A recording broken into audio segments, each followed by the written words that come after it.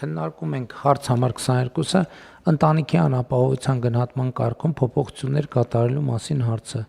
Զեկուցող աշխատանքի և սոցիալական հարցերի նախարար Արսեն Թորոսյան, համեցեք պարոն Թորոսյան։ Շնորհակալություն պարոն վարչապետ, հարգելի գործընկերներ, ձեր քննարկմանն ենք ներկայացնում ընտանիքի անապահովության համակարգի կարգավորումները երկու կառավարության որոշմամբ փոփոխելու հարցը։ Դուք գիտեք, որ մենք երկար տարիներ ունեցել ենք այսպես կոչված Փարոս համակարգը, պարոն վարչապետ, եւ անցյալ տարվա ապրիլից մեկ նոր համակարգ ենք ներդրել երկու մարզերում՝ Կոտայքի եւ Սյունիքի, որը փորձնական ենք ներդրել եւ այս որոշումներով այդ փորձնական համակարգի գործարկման ժամանակ ի հայտ եկած հարցերի լուծումներն ենք ըստ էության տալիս եւ ընդհանուր առմամբ այս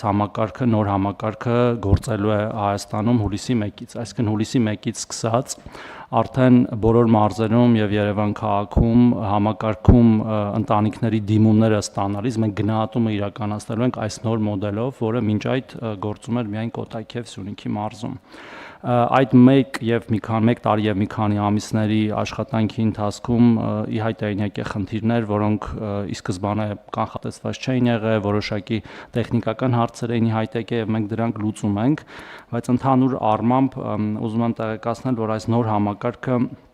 ավելի շատ միտված է մարդկանց ոչ թե համակարգում պահելու, այլ համակարգից դուրս բերելուն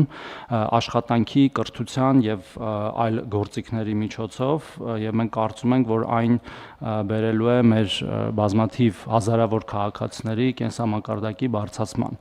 Որպեսզի թվերով ներկայացնեմ, թե մենք ինչ տվյալներ ենք ունեցել, պարոն վարչապետ, 2017 թվականի տվյալներով մենք ունեցել ենք մոտ 100,000 ընտանիք այդ Փարոս համակարգում, 100,000 ընտանիք։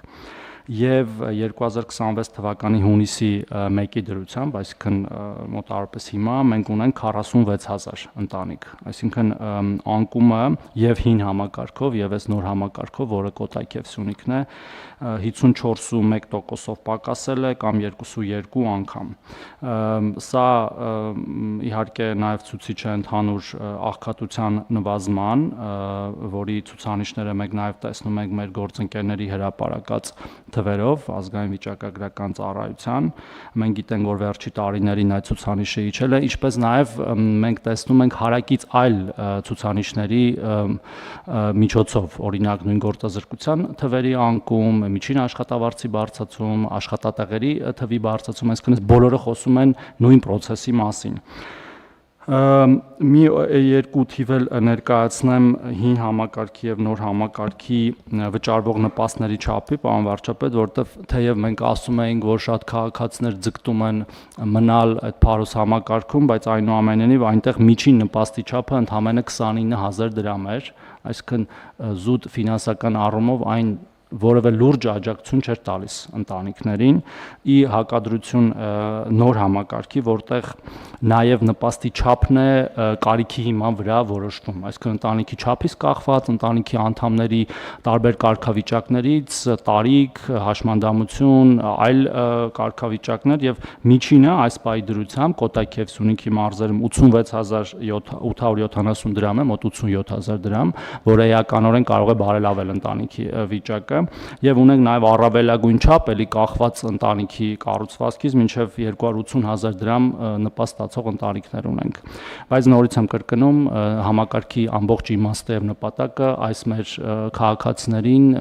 այս վիճակից դուրս բերելն է, որպեսզի ինչ որ մի պահի նրանք այլևս կարիք չունենան նպաստ ստանալու եւ իրենց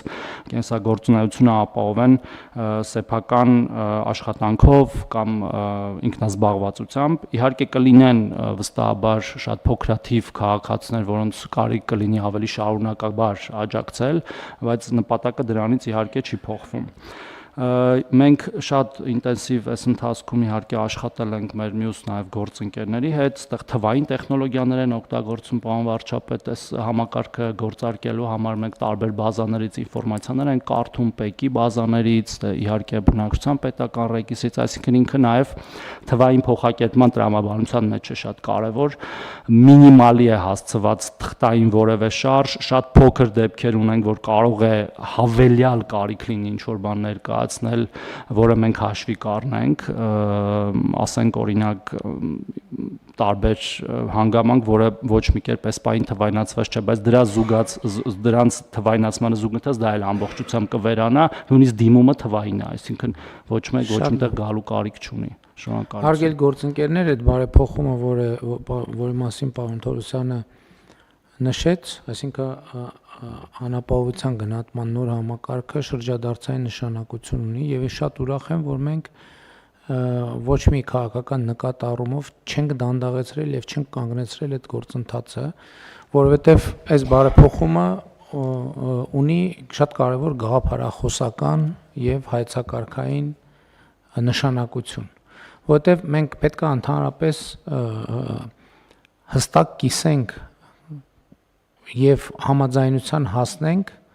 Հայաստանի Հանրապետությունում կյանքի միջին վիճակագրական մոդելի հետ, որն է կյանքի միջին վիճակագրական մոդել։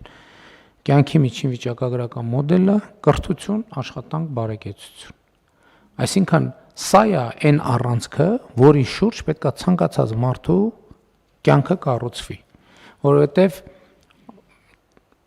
բազմաթիվ հանգամանքների բերումով երբեմն ընկալումները այս առանցքից էականորեն շեղված են։ Եվ մենք պետք է հստակ այս ուղերձը տանք, որ այս կյանքի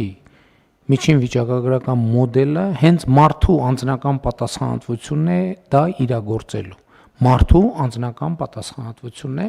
եւ սա մենք պետք է երեխաներին ներշնչենք դպրոցից եւ մանկապարտեզից։ Այս է պատճառը, որ մեր նորակառույց դպրոցներում եւ հիմնանորոգվող բոլոր դպրոցներում մենք անում ենք հետեւյալը, որպես երեխան երբ որ մտնի դպրոց, առաջին բանը որ նա տեսնի այն փիրուզագույն ցուցանակն է, որի վրա գրած է լավ սովորիր, որ լավ ապրես։ Երեխան պետք է հստակ հասկանա իր սովորելու որակի կապը իր ապագա կյանքի որակի հետ։ Եվ այսինքն մարդու առաջին պատասխանատվությունը հանրության եւ պետության առաջ ինքը իր կարիքները հոգալն է։ Այլ բան, որ իրական Հայաստանի գաղափարախոսությունը